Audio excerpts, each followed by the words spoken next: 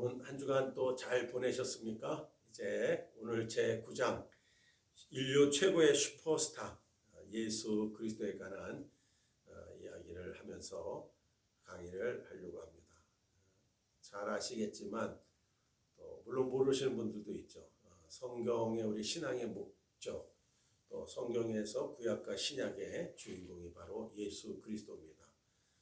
구약은 오실 메시아, 오실 그리스도 예수에 대한 얘기를 하면, 신약은 오신 그리스도, 오신 예수님에 대한 얘기고, 또 그것을 복음, 복된 소리, 복음, 우리에게 굿뉴스라고 그러죠. 성경을 다른 말로 굿뉴스 바이블이라고 그러는데, 가장 좋은 소식, 가장 복된 소식은 바로 예수 그리스도가 이 땅에 오셨다는 거죠. 그 탄생의 의미. 이제 우리가 조금 있으면 요 한 달 지나고 나면 또 12월 달에 성탄절을 맞이하는데, 바로 그것이 예수님이 오신 날을, 탄생을 축하하는 의미죠.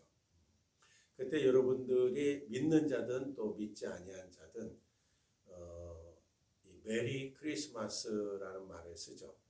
기쁜 크리스마스, 그리스도마스 데이, 그러니까 기쁜 주님의 날, 이런 뜻이죠. 뭐가 이렇게 기쁜 날이냐 알지도 못하면서 메리 크리스마스, 메리 크리스마스 이렇게 외치는 세상 사람들도 많이 있는데, 다른 게 아니라 바로 예수가 우리 죄를 위하여서 이 땅에 죽으시기 위해서, 다시 말하면 하나님과 우리의 인간관계가 죄 때문에 멀어져서 우리는 영원히 죽을 수밖에 없고 지옥에 갈 수밖에 없는 일인데, 바로 하나님 자신이 인간의 형상을 입고 이 땅에 오셔서 우리 죄를 위해서 십자가에 못 박히시고 돌아가신 것을, 그 큰 뜻, 그 하나님의 사랑 섭리 계획을 이루시기 위해서 이 땅에 오신 날이죠. 그래서 어떻게 보면은 예수님의 탄생은 곧 우리를 구원하기 위함이고, 또 우리의 죄를 해서 우리를 속죄하기 위함인데, 결과는 그 대가는 십자가를 지시기 위해서 오시는 거죠. No cross, no crown이라는 말이 있습니다. 십자가 없이는 영광도 없다, 멸관도 없다라는 말이죠. 예수님이 이렇게 탄생하셨다는 것이 우리에게 기쁜 소식이 되는 건, 바로 우리를 죄에서 구원할 메시아가 오셨다는 얘기입니다. 그래서 우리가 메리 크리스마스라는 말로 우리가 기쁜 성탄, 또 기쁘다 구주 오셨네, 이 구주가 바로 구세주, 우리를 구원해 줄 주님이 오셨다라는 것을 말씀하고 있습니다. 그래서 오늘 바로 그 예수 그리스도에 대한 말씀으로 예수 그리스도 성경 이야기를 오늘은 강의를 하려고 합니다.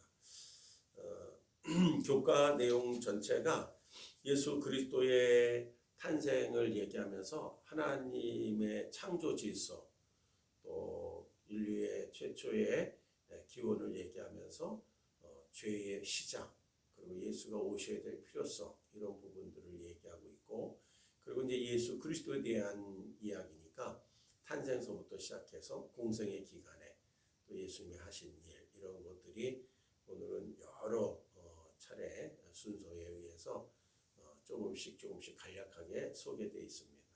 그래서 하나씩 오늘도 교과 중심으로 설명들이 다 잘 되어 있습니다. 그래서 이 부분들을 여러분들에게 전하면서 오늘도 강의를 하려고 합니다. 하나님의 말씀인 성경에 의하면 사람은 하나님의 형상으로 지음을 받았다고 가르치고 있습니다. 창세기에 나오는 내용이고, 우리가 최초의 성경 이야기 강의할 때 여러분들에게 이미 강의한 내용들입니다. 하나님께서 천지 만물을 창조하시고 또 인간을 창조하셨다는 거죠. 그러니까 우리 인간은 어떠한 진화론이 아니라 창조론이죠. 하나님 말씀에 의해서 다 하나하나 이루어지고 만들어졌다는 것이죠. 지구상의 모든 동물은 또 하나님이 각기 종류대로 지으셨지만은, 오직 사람은 하나님께서 자신의 형상대로 지으신 것이다. 구체적으로 하나님의 본질을 따라서 사람의 공동체를 이루어서 살아가게끔, 그리고 그 공동체는 구체적으로 하나님과의 관계, 또 동료 이웃과의 관계, 또 및 자연과의 관계로 나타납니다.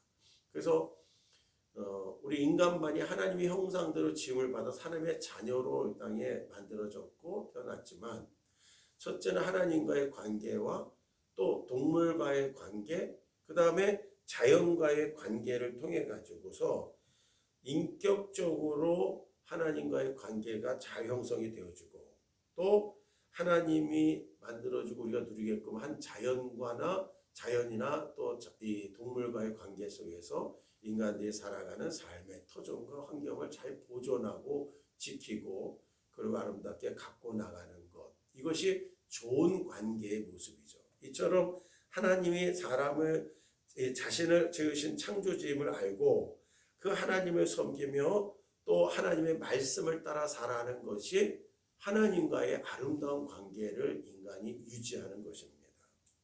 그러나 하나님이 주신 이 창조의 질서는 인류의 대표자 아담과 하와의 죄로 인하여서 다 깨지게 됩니다. 그들은 자신의 존재가 무엇인지를 잊고 자기 스스로 그냥 하나님처럼 되려고 하면서 그런 욕심이 화를 불러일으켰고, 사단의 뱀의 유혹에 속아서 하나님 먹지 말라 한 금기된 말씀을 어기고 선악과를 따먹은 사건 기억하시죠? 그 사건을 통해서 하나님의 뜻을 어기게 된 거죠. 사람은 하나님 앞에서 자신을 높이는 죄로 말미암아 하나님의 형상을 잃어버리게 되었던 겁니다. 따라서 하나님과 사람의 그런 사랑 관계가 단절되는 죄에 빠지게 된 것이죠. 성경에 의하면 죄의 열매가 곧 죽음입니다.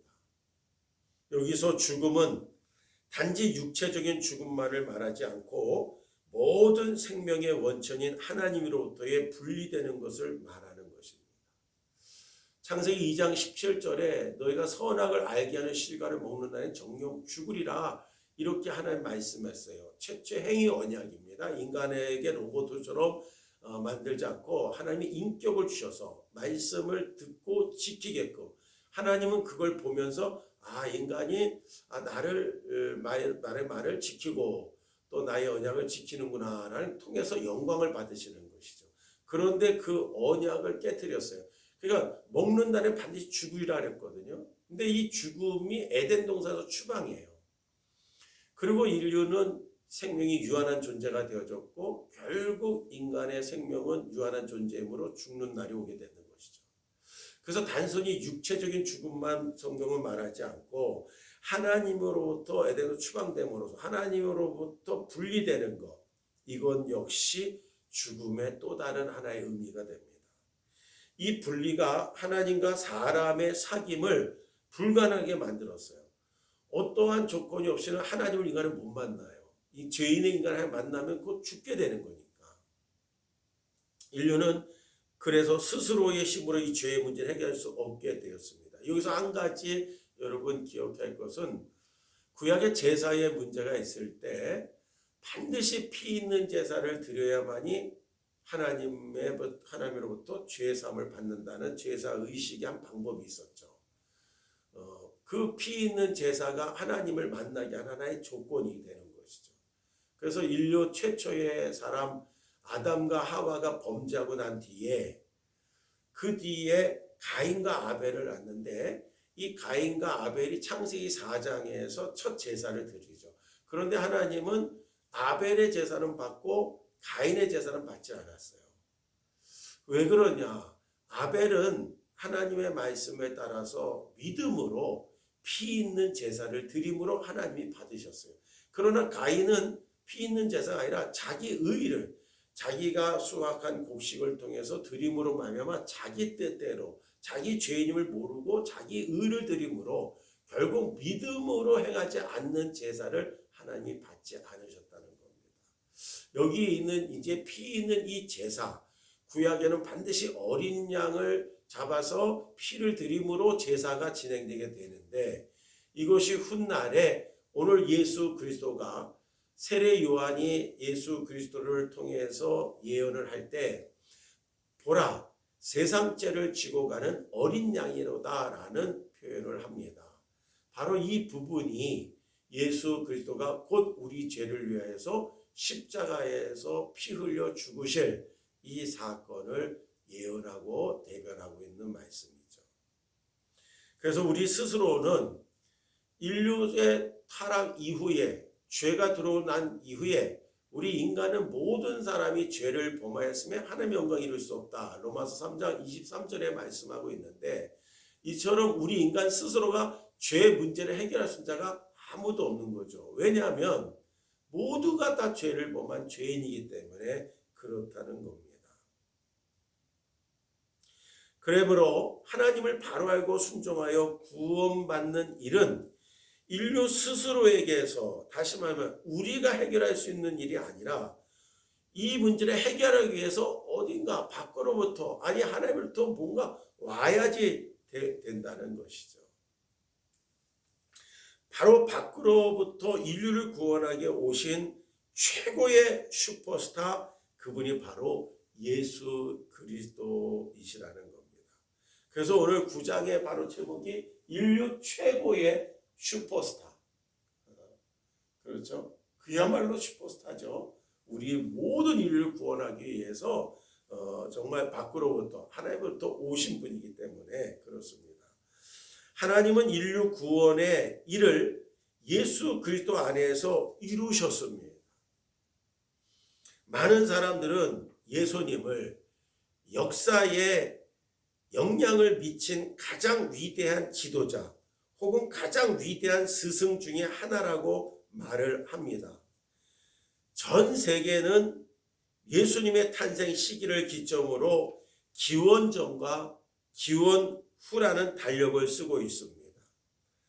바로 예수님은 인류 탄생 그 자체를 이 인류는 귀하게 여겨서 예수님을 탄생한 그 이유를 기원 후 AD, 그 다음에 그 전을 BC, 기원 전, 이렇게 예수님을 인류 달력에 그러한 기원 전 기원 후라면서 그 예수님이 온 인류의 시간의 기준점이 되고 있는 것이죠. 예수님은 저 유대 땅에서 태어나서 33살을 살다가 죽은 인물 정도로 보아서는 안 됩니다. 그분이 바로 그리스도이시기 때문에 그런 것입니다. 예수를 그리스도라는 말로 표현을 해요. 바로 이 그리스도가 뭐냐? 이것은 그리스도어로 그리스도라는 말이 있고 히브리어 말로 메시아입니다. 그래서 그리스도나 메시아는 같은 말인데 하나는 그리스도어고 또 하나는 히브리 말이죠. 근데 그 두 말은 다 같은 뜻이 있어요. 뭐냐면 기름 부음 받은 자라는 뜻을 갖고 있습니다. 자, 그리스도, 메시아 무슨 뜻이라고요? 기름 부음을 받은 자, 기름 부음을 받은 자라는 뜻입니다.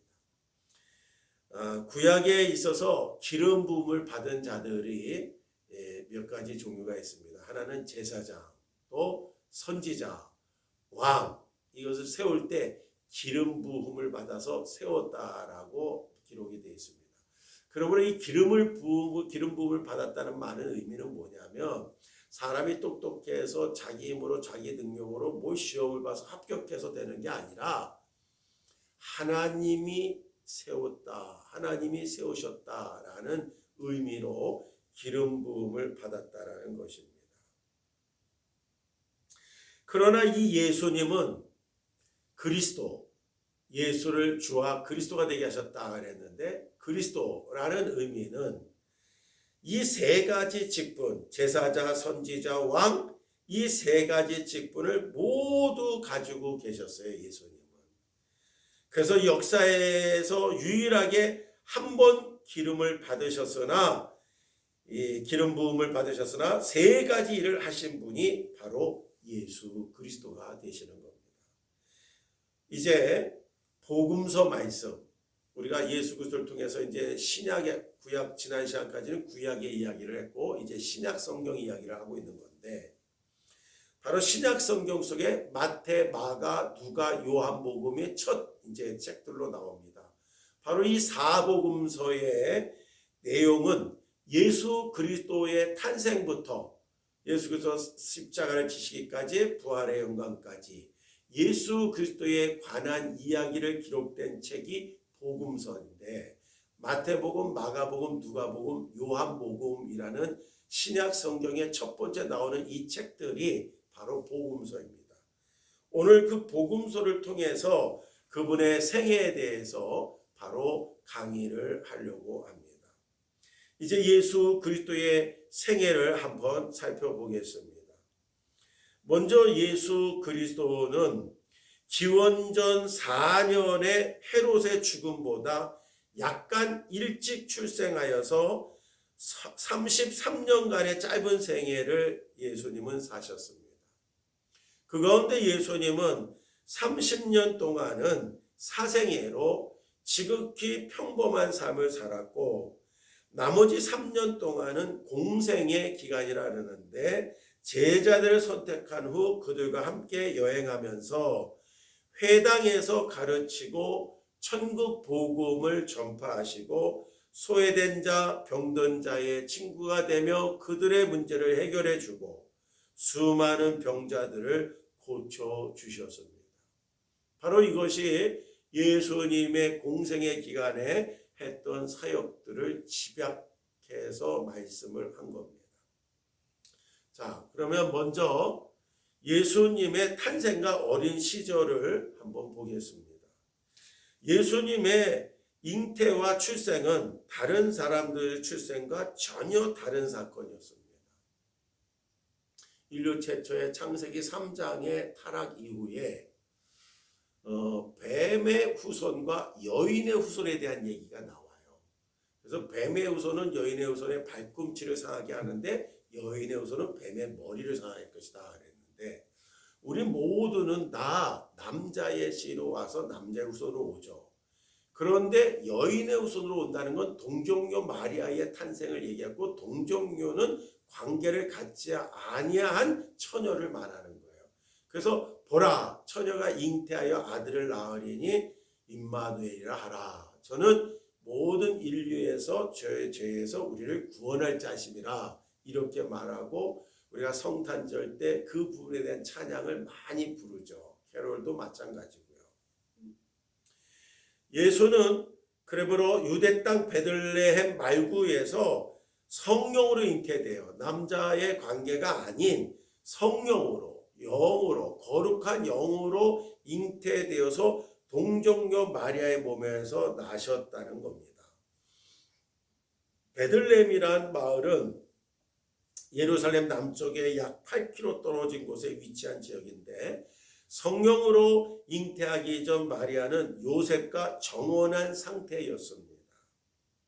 로마 황제 아우구스투스의 인구조사 정책에 따라서 요셉은 정혼한 마리아와 함께 나사렛에서 베들레헴으로 갔던 겁니다.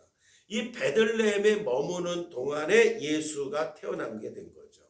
예수가 태어났을 때 이 기쁜 소식을 천사들이 맨 먼저 목자들에게 알렸습니다. 바로 이는 복음의 좋은 소식이 가난한 자들, 죄인들, 버림받은 사람들, 즉 멸시받는 목자들 같은 사람들을 위한 것임을 보여주고 있는 것입니다. 죄인, 약하고 소외된 자들에게 대한 하나님의 사랑을 나타내주고 있는 것이죠. 유대인의 왕 예수가 태어났다는 소식을 들은 헤롯 대왕은 그를 죽이려고 했습니다.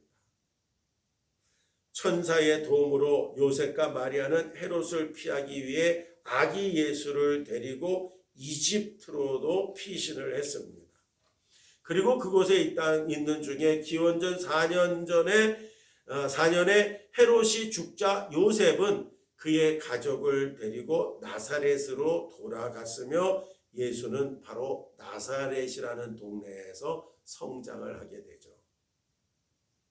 소년 시절의 예수에 대해서는 성경에서 자세히 기록되어 있지는 않습니다. 그러나 성경에는 한 가지 아기가 자라며 강하여지고 지혜가 충족하며 하나님의 은혜가 그 위에 있더라라고 말을 합니다. 복음서에 의하면 예수의 유년기와 또 30세 때 세례 받으신 사건 사이에는 단 하나의 사건만을 성경의 복음서에 기록하고 있습니다.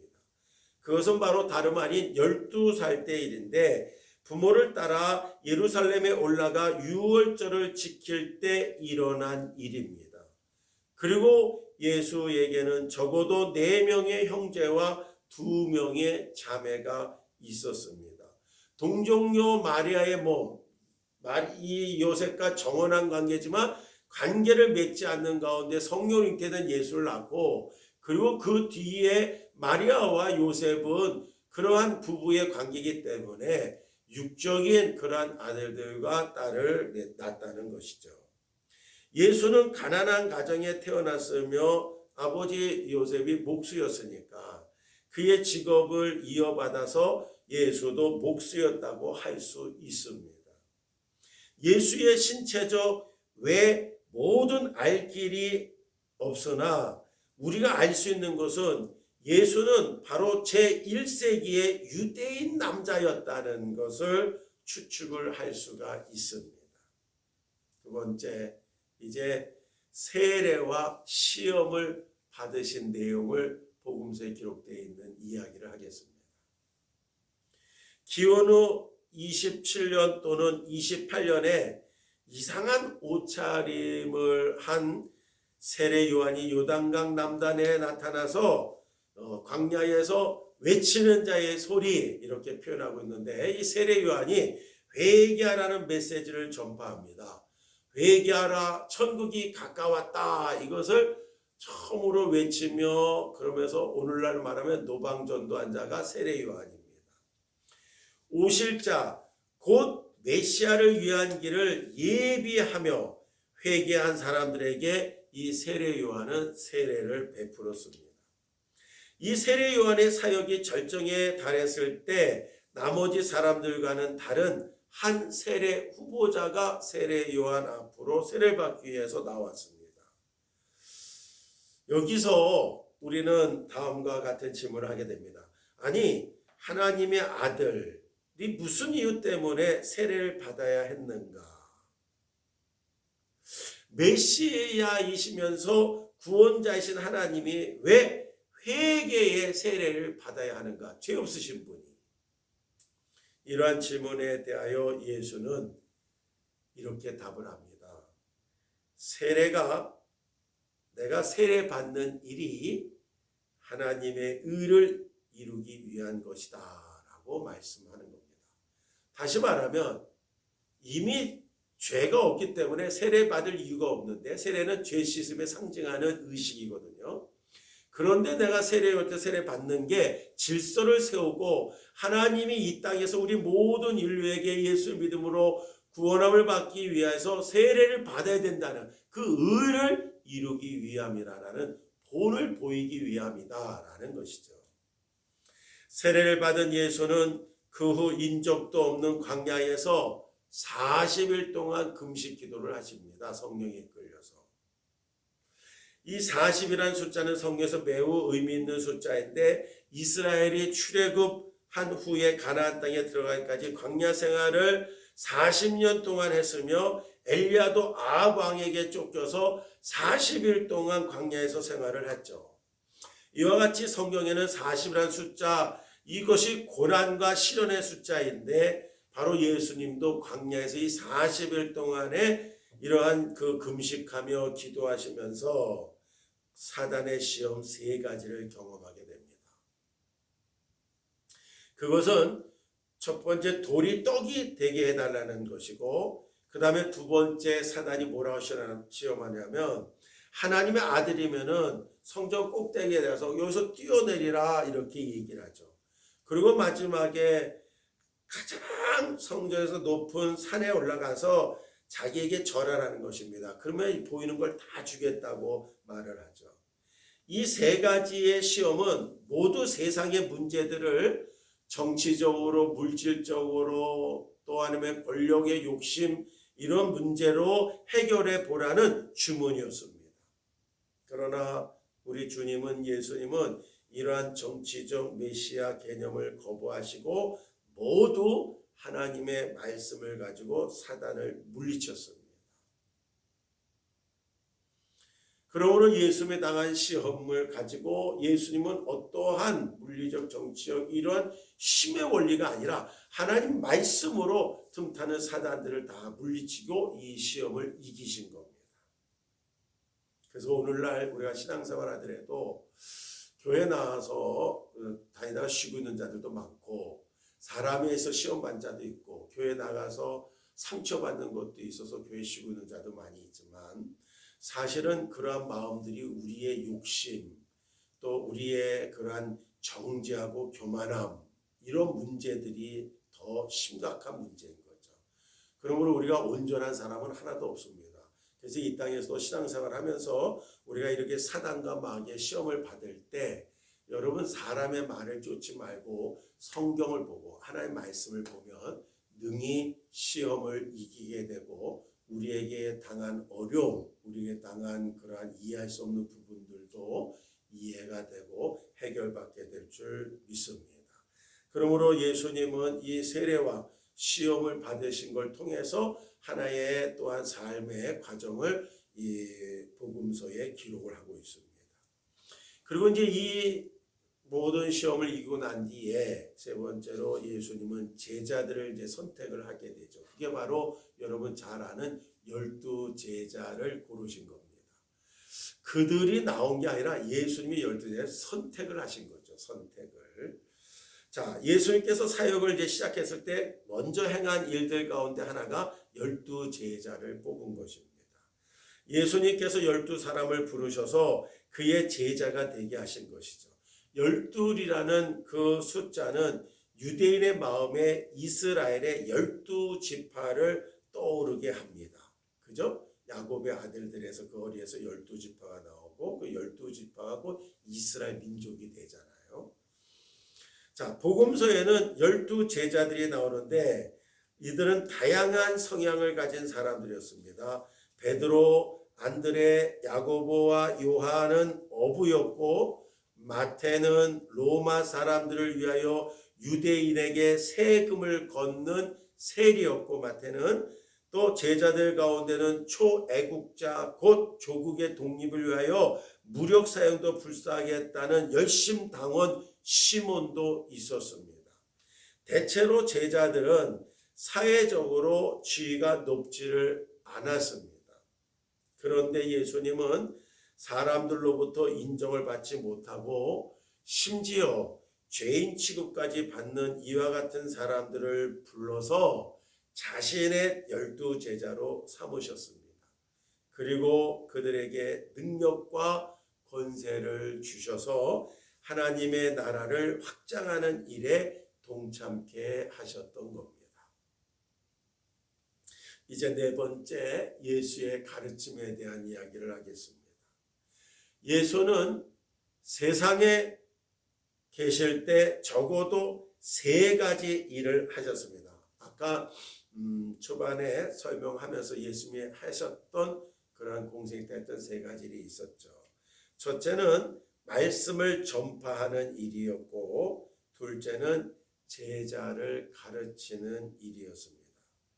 그리고 셋째는 수많은 병자를 고치신 일이었습니다. 예수님의 가르침은 모호하지를 않았습니다. 인간과 세계 또 인간의 구원에 대해 확실하게 가르쳐 주셨습니다. 그러면서 온 천지가 없어질지언정 내가 한 말은 없어지지 않으리라라고 말씀을 하셨습니다. 학교 문턱도 가보지 않으시고 졸업장이나 학위도 없으셨지만 그 예수님의 가르침은 전 세계에 위대한 영향을 끼치게 된 것입니다.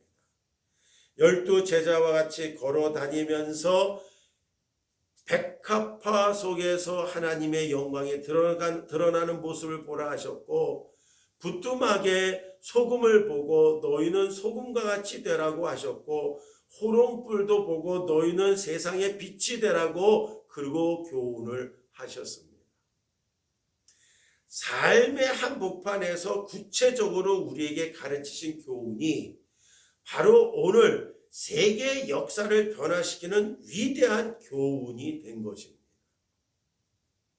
무엇보다 예수는 하나님 나라의 오심을 중심으로 가르쳤습니다. 천국의 복음을 중심으로 가르쳤고 그 천국이 가까웠음을 말씀을 선포하고 다녔습니다. 예수의 오심으로 성취된 구약의 약속들, 또한 예수께서 행하신 병고침과 귀신 쫓아냄은 하나님 나라의 오심을 나타내는 표적이었습니다. 하나님의 나라가 현재적 또 실제로 나타난 것입니다.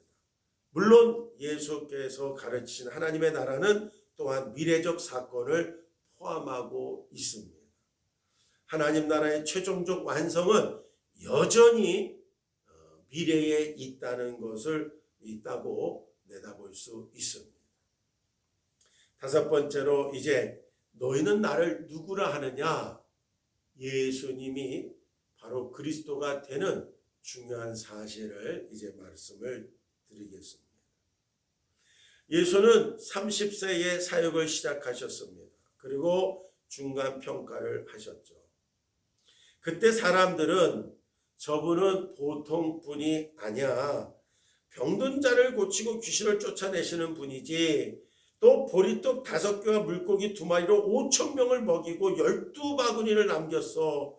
그리고 그 예수는 무리를 또 걸어다니고 안증병을 일으키고 문둥병자를 고치며 심지어 죽은 자를 살리기도 했지.